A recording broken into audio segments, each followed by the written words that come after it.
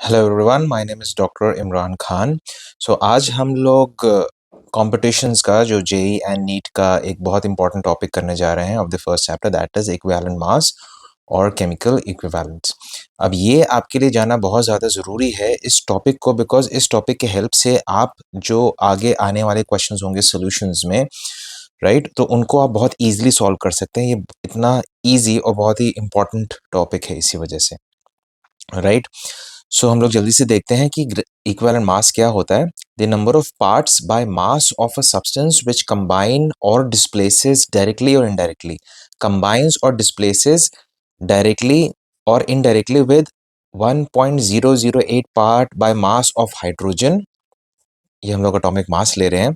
Similarly 8 parts by mass of oxygen और 35.5 parts by mass of chlorine, ठीक है, या फिर 108 parts by mass of silver.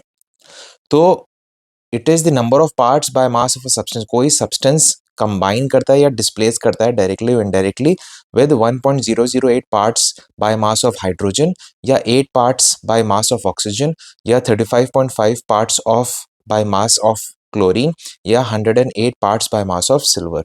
तो this particular number is called as equivalent mass, या chemical equivalent भी इसको बोलते हैं। अब सेकेंड पॉइंट ये होता है कि equivalent mass can have different values in different conditions. For example, यहाँ पर कॉपर का हम अगर इक्विवेलेंट मास निकालने की कोशिश करते हैं, ऑलराइट, यहाँ पर कॉपर का जो एक सिंपल से एक फॉर्मूला होता है, ये सबसे इजीएस्ट फॉर्मूला ये होता है इक्विवेलेंट मास अगर निकालना है तो एटॉमिक मास, जिस एलिमेंट का आपको इक्विवेलेंट मास निकालना है उसका atomic mass divided by the valency in that particular molecule. अब यहाँ पर जब आप कॉपर की वैलेंसी निकालेंगे, सो दैट विल बी यहाँ पर -2, यहाँ पर +2। मतलब मैं चार्ज की बात बोलूँ तो ज़्यादा ईजी आपको समझ में आएगा, राइट। कॉपर का एटॉमिक मास होता है 63.5 और यहाँ पर चार्ज जो आ गया that is 2 without the sign, right. अब यहाँ पर जो कॉपर का चार्ज आएगा वो आएगा +1। ये charge I think oxidation number आपको निकालना आता होगा, राइट। यहाँ पर इस मॉलिक्यूल में को जो कॉपर का जो इक्विवेलेंट मास आएगा वो आएगा 63.5 डिवाइडेड बाय 1, दैट इज 63.5। तो आप देख सकते हैं अलग अलग मॉलिक्यूल के लिए अलग अलग मॉलिक्यूल के लिए जो एलिमेंट की जो इक्विवेलेंट मास है वो डिफरेंट हो सकता है। तो एक ये बहुत इंपॉर्टेंट पॉइंट है, किसी भी एलिमेंट का इक्विवेलेंट मास फिक्स नहीं हो सकता है।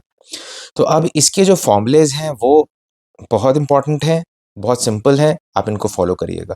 फर्स्ट फॉर्मूला आपका यही आ गया, जैसे आप यहाँ पर देख सकते हैं, equivalent mass is equal to atomic mass of that particular element divided by its valency। Next है हाइड्रोजन डिस्प्लेसमेंट मेथड। अब हाइड्रोजन डिस्प्लेसमेंट मेथड क्या बोलता है कि अगर कोई नोन अमाउंट ऑफ एलिमेंट है, ये एक्टिव मेटल है, वो अगर आप किसी एसिड यूजुअली HCl के साथ रिएक्शन करेंगे तो ये जो मेटल है ये इसको हाइड्रोजन को डिस्प्लेस कर देगा, राइट।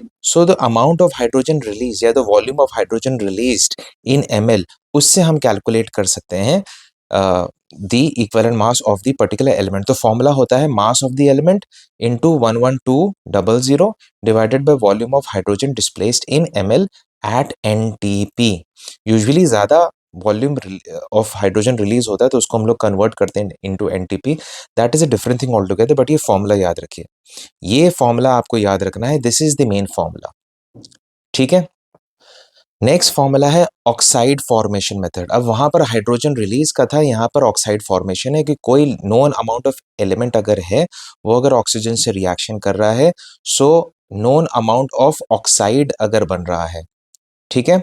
सो अगर कॉमन सेंस हम लगाएं तो मास ऑफ ऑक्सीजन हमें अगर निकालना होगा तो हम कैसे निकालेंगे, mass of oxide minus the mass of the element, ठीक है। अब इसके हेल्प से हम लोग equivalent mass of the element calculate करेंगे, ये फॉर्मूला याद रखिएगा, equivalent mass of the element is equal to mass of the element divided by mass of oxygen, जो कि आपने यहाँ पर कैलकुलेट किया है, ये चीज आ जाएगी यहाँ पर इनटू 8, राइट, ये याद रखिएगा।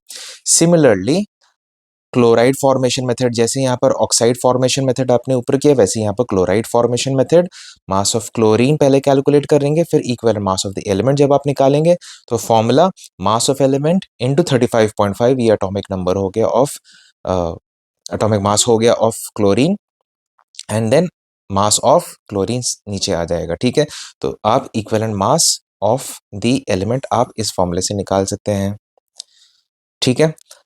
नेक्स्ट आते हैं metal to metal displacement method. अब सपोज कोई ज़्यादा रिएक्टिव मेटल है, सपोज जिंक की रिएक्शन कर रहे हैं विद कॉपर सल्फेट, तो नोन अमाउंट ऑफ जिंक है, ऑलराइट। आपको कॉपर का इक्विवेलेंट मास निकालना है, तो फॉर्मूला सीधे सीधे क्या लगा लेंगे, mass of zinc divided by mass of copper. ये दरअसल रेशियो जो होता है ना, ये सेम रहता है, आप इस रेशियो में इनको इक्वेट कर सकते हैं।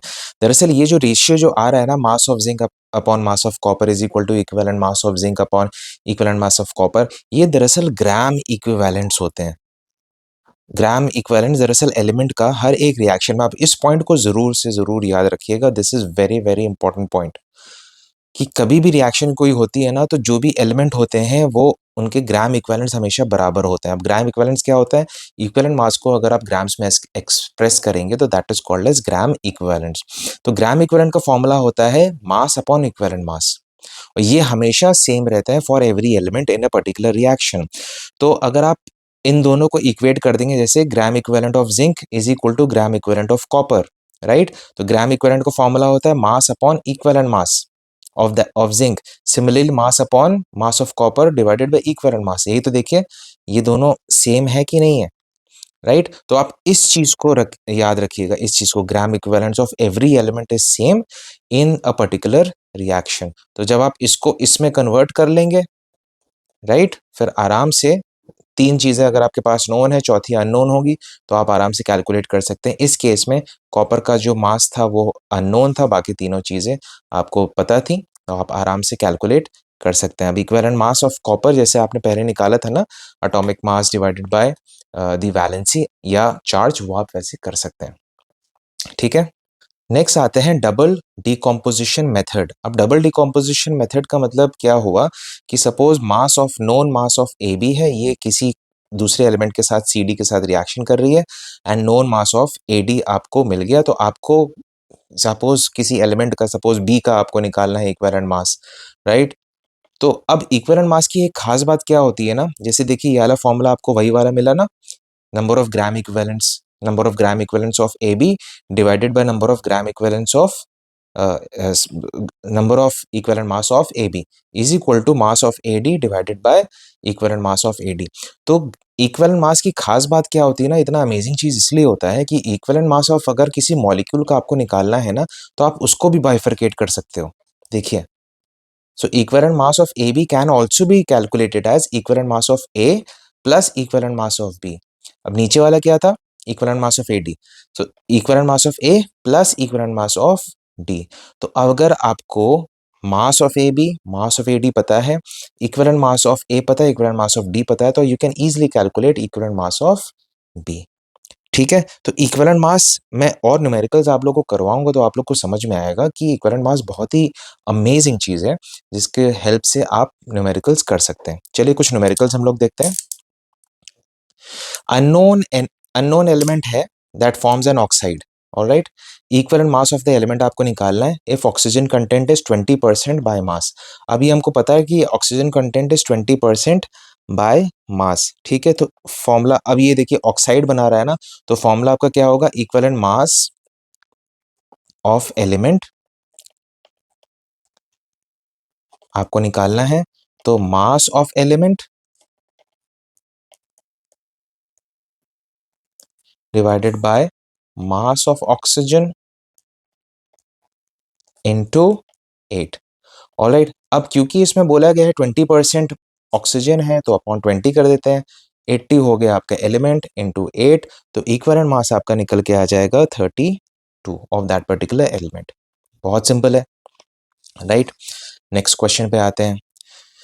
क्वेश्चन है कि known amount of element M with equivalent mass E forms oxide MxOY, atomic mass of the element will be, what is the atomic mass of the element। अब equivalent mass आपको E दे दिया गया है, ठीक है।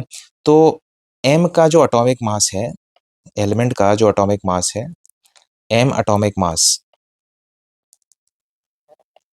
M का जो atomic mass है उसको मान लीजिए हम लोग A ले लें, सो उसका जो मास हो जाएगा, जो टोटल मास होगा, मास ऑफ M वो कितना हो जाएगा? अब m के कितने एटम्स हैं? x एटम्स हैं, राइट? तो x into a।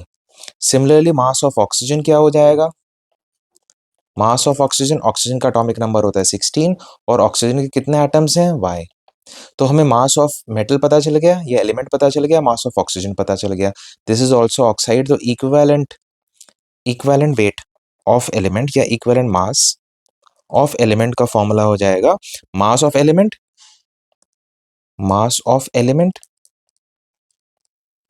Divided by mass of oxygen into 8।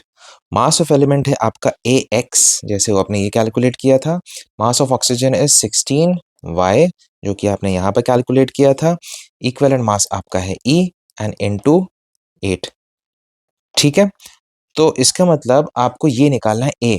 तो एक इक्वेशन फॉर्म में आएगा जब आप इसको सॉल्व करेंगे। सो ये answer will be A is equal to 2E। ये इधर जाएगा, ये 8 2 जा ये कट जाएगा, तो 2EY अपॉन x। तो ये आपका आंसर आ जाएगा 2EY अपॉन x। ऑलराइट, फिर नेक्स्ट न्यूमेरिकल है परसेंटेज ऑफ m इज 53। कोई एलिमेंट है जिसमें जो ऑक्साइड बना रहा है उसमें m का जो परसेंटेज है दैट इज 53। फॉर्मूला है उस ऑक्साइड का M2O3, atomic mass of the element will be. ठीक है, अब ये देखिए बिल्कुल आसानी से दिया हुआ है, तो इक्विवेलेंट मास हमें निकालना है। इक्विवेलेंट मास मतलब mass of element upon mass of oxygen into 8। ठीक है, एलिमेंट का मास 53 दिया है because 53% of that element is present in that oxide. So oxygen कितना होगा? 47 इंटू 8। बहुत सिंपल हो गया, इक्विवेलेंट मास आपका निकल के आ जाएगा 9। ऑलराइट, अब आपको चाहिए एटॉमिक मास, चाहिए ना, आपको चाहिए एटॉमिक मास। तो इक्विवेलेंट मास का फॉर्मूला होता है atomic mass upon valency. Alright, upon valency. ठीक है, सो इसके हेल्प से हम एटॉमिक मास निकालेंगे। इक्विवेलेंट मास निकल के आ गया 9 और वैलेंसी देखिए M2O3 है ना, M2O3 है ना, वैलेंसी मतलब चार्ज। जब आप इसको ब्रेक करोगे तो कैसे बनेगा? M+3 and O-2। तो M पे चार्ज कितना आ रहा? +3। तो आंसर आ गया आपका 27 AMU। ठीक है, ऑलराइट, इजी था ये वाला। यहाँ पर ये चीज थोड़े से नोटिस करने वाली थी। ऑलराइट, नेक्स्ट पे पढ़ते हैं। So equivalent weight question is equivalent weight of a metal is double than that of oxygen. तो सबसे पहले equivalent weight of oxygen, equivalent weight of oxygen, equivalent weight of oxygen atomic mass divided by, और oxygen पे जो charge होता है usually वो होता है 2। तो ये equivalent weight of oxygen आ गया, ये तो निकाल लिया। So equivalent weight of oxygen is double of a metal is double, तो equivalent weight of metal is double than that of oxygen, तो ये आ गया 16। ठीक है, how many times is the weight of oxide greater than the weight of the metal? Right, तो यहां पर हम मान लेते हैं x is the atomic mass of oxygen, sorry metal, atomic mass of metal, ये हम मान लेते हैं। ठीक है, n ले लेते हैं वैलेंसी या charge, valency of metal. Right, अब क्योंकि मॉलिक्यूलर फॉर्मूला है ना, तो मॉलिक्यूलर फॉर्मूला आ जाएगा, molecular formula of oxide, formula of oxide आ जाएगा, ये हमें लिखना पड़ेगा। दैट विल बी M2O_N, है ना, M2O_N valency of the metal है, तो क्रिस क्रॉस हो जाता है ना। ठीक है, अब उसके बाद metal of, sorry, mass of metal oxide, यहां पर लिख देते हैं mass of metal oxide divided by mass of metal, mass of metal is equal to 2 into 16N plus 16n divided by 2 into 16n। तो 16n यहाँ पर सब common है तो कैंसिल हो गया। That is 3/2, that is 1.5 times.